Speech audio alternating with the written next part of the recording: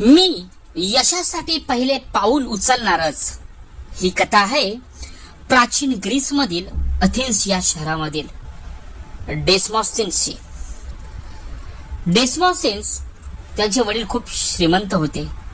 वयाच्या 7व्या वर्षी त्याच्या वडिलांचा मृत्यू झाला.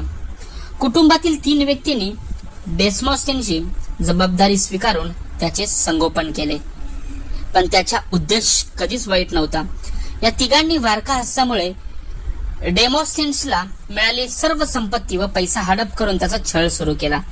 देशाच्या नियमानुसार वयाच्या 11व्या वर्षी डेमॉस्थिन्सला व्यायामशाळेत दाखल व्हायचे लागले. पण उपासमारीमुळे डेमॉस्थिन्सची शारीरिक क्षमता खूपच कमजोर झाली होती. त्याला व्यायामशाळेतील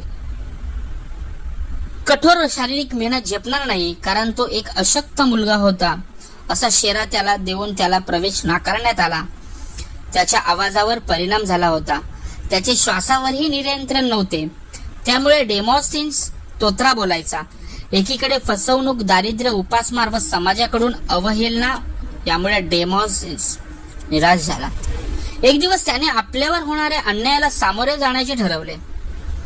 आपण सर्व सहन करतो म्हणून आपल्यावर अधिकाधिक अत्याचार होत आहेत हे त्याला कळले होते. डेमॉस्थिन्स मोठा झाल्यावर त्याच्यामध्ये जिद्द, आत्मविश्वास व जबरदस्त ईर्ष्या निर्माण झाली. एक दिवस डेमॉस्थिन्स एका व्यक्तीला अथेन्स मध्ये बोलताना पाहिले व त्याला खूप प्रेरणा मिळाली. त्या रात्री त्याने त्या यशासाठी पहिले पाऊल उचलले व महत्वाकांक्षेने पेटून उठून निर्जन समुद्रावर जाऊन बोलण्याचा सराव सुरू केला.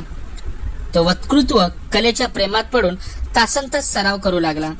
त्यासाठी तो उंच पर्वतावर जाऊन दऱ्याखोऱ्यांमध्ये व निर्जन समुद्रावर जाऊन तोंडात काचेच्या गोट्या ठेवून बोलण्याचा सराव करू लागला.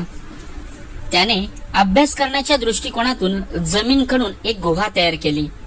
त्या गुहेत लहानसा दिवा लावून एकांतात अभ्यास करत असे. जिथे त्याने एक आरसाही ठेवला नव्हता. एक छोटासा आरसा ठेवला होता. तो त्या आरशात पाहून बोलायचा व आपल्या देहबोलीचा सराव करायचा. कधी कधी त्याला कंटाळा यायचा, पण स्वतःला अशा गोष्टीपासून परावृत्त करण्यासाठी त्याने एक युक्ती लढवली. डेमॉस्थिन्स आपल्या डोक्यावरील अर्धे केस काढून टाकले. अशा परिस्थितीतून बाहेर फिरलं तर आपली टिंगलटवाळी होणार. त्यापेक्षा आपण एकांत साधून आपण आपला सराव चालू ठेवूया असा त्याने विचार केला. सर्वश्रेष्ठ वक्ता होण्याचे स्वप्न पूर्ण करण्यासाठी तो सतत पावले टाकत राहिला. अहोरात्र जीवाचे रान केल्यामुळे, घाम गाळल्यामुळे, रक्ताचे पाणी केल्यामुळे, यशासाठी पहिले पाऊल टाकल्यामुळे डेमॉस्थिन्सला मोठे यश मिळाले. डेमॉस्थिन्स एक उत्कृष्ट ग्रीक वक्ता म्हणून अथेन्स मध्ये प्रसिद्धी मिळाली. त्याने राजकारणाच्या व कायद्याचा अभ्यास केला. आपली गमावलेली सर्व संपत्ती पुन्हा मिळवली.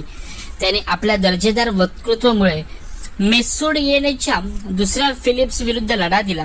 वयाच्या 30 ते 60 वर्षाच्या कालावधीत डेमॉस्थिन्स अथेन्सचा अपराजित राजा म्हणून नावारूपास आला. त्याने आपल्या कारकिर्दीत अलेक्झांडर सारख्या योद्ध्यालाही झुंज दिली. डेमॉस्थिन्सने आपल्या यशाचे रहस्य सांगताना संकट, अपयश, अन्याय, दुर्बलता, भीती या विरुद्ध उचललेल्या पहिल्या पावलाला खूप